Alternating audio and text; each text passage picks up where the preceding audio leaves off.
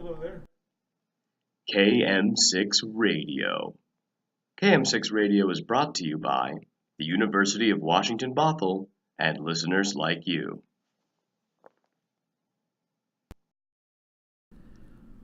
Welcome back to KM6 Radio, where we come up with the questions and the answers.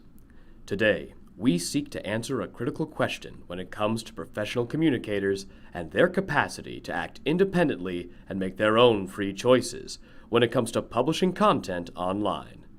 To do so, we found two top communicators of their respective fields. First, there's Eric Radovich. We have 374 breweries in our state. My favorite style of beer is a pale ale, and there are a number of breweries that make really good pale ales. Eric has been the executive director of the Washington Beer Commission since 2009, putting him in direct control of reaching out to potential customers through online press releases and newsletters. He's built a reputation across Washington state as a top-tier communicator. His previous employers ranging from the Mariners to the University of Washington to Seafair and so on. You know, really, it's trial and error, and I've been thrown into the fire more than I would have formal training. I did go to college for a couple of years, and I wanted to be a sports broadcaster, so I went to a broadcasting school. And again, there you learn a great deal about verbal communication and how to use your voice and articulate and expand your vocabulary. Our second interviewee is less of a business communicator and more of a hardline news reporter. He's Del Cameron, staff reporter for Gizmodo, an online tech website. What kind of schooling or training did you have for the communication work that you do? Well, none whatsoever. I mean, as a journalist, all my training has mostly been on the job. By interviewing these two communicators, we hoped to find a holistic answer to the question of content freedom in online media publications. Do you feel like you've had free reign reporting on your subjects, or have you ever felt restricted in any way on what you were reporting?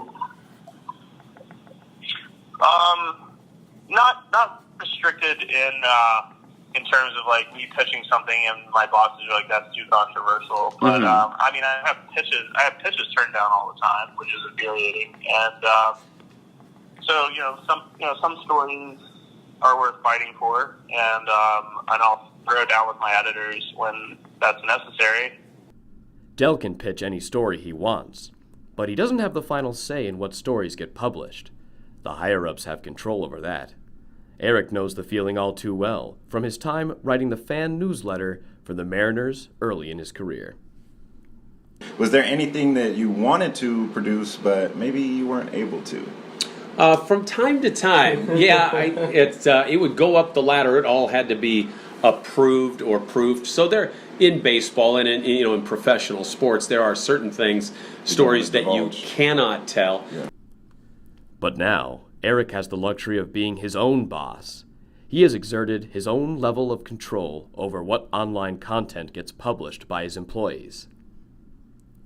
I'm not a micromanager, but it is my job. Everything that goes out, essentially, I feel, has my name on it. So I proofread everything before it's disseminated to the public. In the case of both of our communicators, leadership had a direct influence on what online content made it to distribution. But there are other ways in which these communicators are influenced in what content they produce, specifically by their consumer audience. And the mobile app has taken off with 6,000 downloads of the mobile app now. But I have to keep an eye, and I'm constantly checking on things and looking at emails and listening to questions that app users have. I have to keep my ear to the ground on messaging. I look for messaging that I hear more than once. If somebody's got a complaint about the GPS portion of the mobile app and it wasn't working in this location, that spikes my interest. But usually if I hear it 2 or 3 times, now I know we've got a problem. Yeah, I mean, it's a balancing act. Because like the people I try to target are like people who are way smarter than I am. I mean, if you write for a stupid audience, then you're going to get one. That's who your audience are going to be. Well said. But at the same time, you have to you need to explain things. Like when you're talking about something that's highly technical, you need to be able to explain it to people who aren't versed in that subject, and at the same time, not bore people who are. Ultimately, both communicators are selling a product. Whether it's their news or their insights on the next beer festival, both interviewees bend their content to the whim and needs of their target audience. The brand they're promoting and selling doesn't just influence their professional online communication, however. It seeps into the way they communicate on their personal social media. I'll be sure all my friends know that here's some great breweries you might want to check out for open house that are doing some cool things or releasing a new beer. And I'll use some of my own social media. Instagram, I take pretty good pictures, so I have a tendency to post some stuff. And a lot of times you'll see a beer somewhere in that photo. There you go. So, yeah, I use some of my personal social media to promote what I do here at work. First of all, like as a journalist today, like you're almost required to be on Twitter. Like Required. Requirement. I mean, no one. Yeah, I mean, no one like says that, but I mean, it would be 10 times harder to get a job as a reporter if you don't have an online presence on Twitter, because you're also kind of participating in the marketing of the product, the end product for the company you work for. And also just kind of being your own brand in a way. Okay. Having your own following.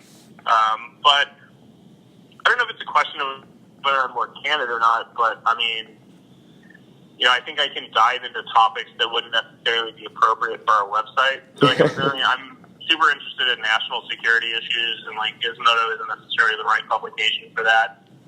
But if I manage to become educated enough on that subject, I'd like to write about it someday. So I mean, it's still good that I can like express opinions about it on Twitter, and it's cool to be able to interact with readers there. I wouldn't necessarily say there's a lot of publications that are like limit the way their reporters communicate in public. Like you're not allowed to Politico or like I'm trying to think of some others, but I mean Politico, for instance, I have a friend who works there. He's not allowed to just like trash talk a politician online. That would be detrimental to his job. So I mean, that's not something that I'm restricted from doing, and obviously, like if anyone who follows my Twitter account can like plainly see that. So what have we learned from these seasoned veterans of online communication? Well, we found that they're not as free as one may think. Yet both communicators don't feel censored or constricted in either case. They're simply pursuing their goals in the context of a fast-paced, consumer-connected world. This has been Siva Radovich, reporting for KM6, signing off.